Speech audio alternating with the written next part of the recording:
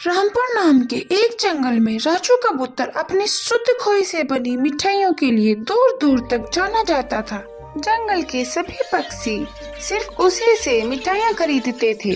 अपने दुकान पर ग्राहकों की इतनी भीड़ देखकर राजू कबूतर बहुत खुश रहता था। उसकी मेहनत और लगन के चलते उसका एक ठेले का व्यापार एक छोटे से रेस्टोरेंट में बदल जाता है। लेकिन धीरे धीरे राजू कबूतर के अंदर घमंड आना शुरू हो जाता है।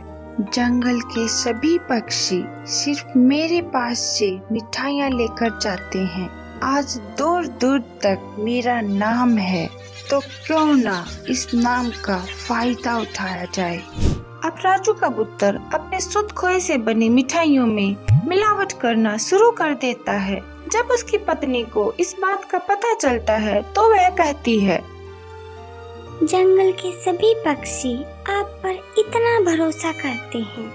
वो इतनी दूर से चलकर सिर्फ आपके पास मिठाइयाँ लेने के लिए आते हैं और आप उनके भरोसे को इस प्रकार तोड़ रहे हैं। हमेशा याद रखो, बेईमानी की कमाई ज्यादा दिन तक नहीं चलती। राजू कबूतर को अपनी पत्नी की ये बातें बहुत कड़वी लगती हैं और वह कहता है, मुझे मत सिखाओ दुकानदारी कैसे करनी है कैसे नहीं।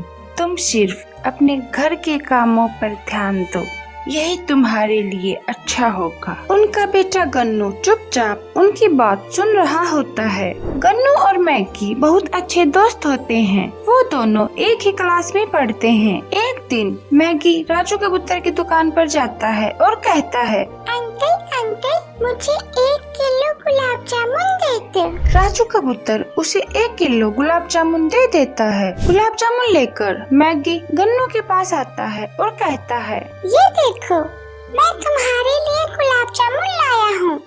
मुझे पता है गुलाब जामुन तुम्हारे फेवरेट है। मैगी से गुलाब जामुन लेकर और गुलाब जामुन के लिए बहुत बहुत धन्यवाद। मैगी के जाने के बाद गन्नू उन गुलाब जामुनों को खाता है, जिन्हें खाने के बाद वह बहुत बीमार हो जाता है। राजू कबूतर की पत्नी राजू कबूतर को फोन करती है और कहती है, हमारे बेटे की तबीयत बहुत ज्यादा बिगड़ गई है, आप जल्दी से घर आ जाइए। राजू कबूतर तब के तब घर आ जाता है और गन्नू को अस्पताल लेकर जाता है। वहाँ डॉक्टर उसे बताता है, कुछ गलत खाने की वजह से आपके बेटे की तबीयत इतनी ज्यादा बिगड़ गई थी, लेकिन अब आप घबराइए मत, अब वह बिल्कुल ठीक है।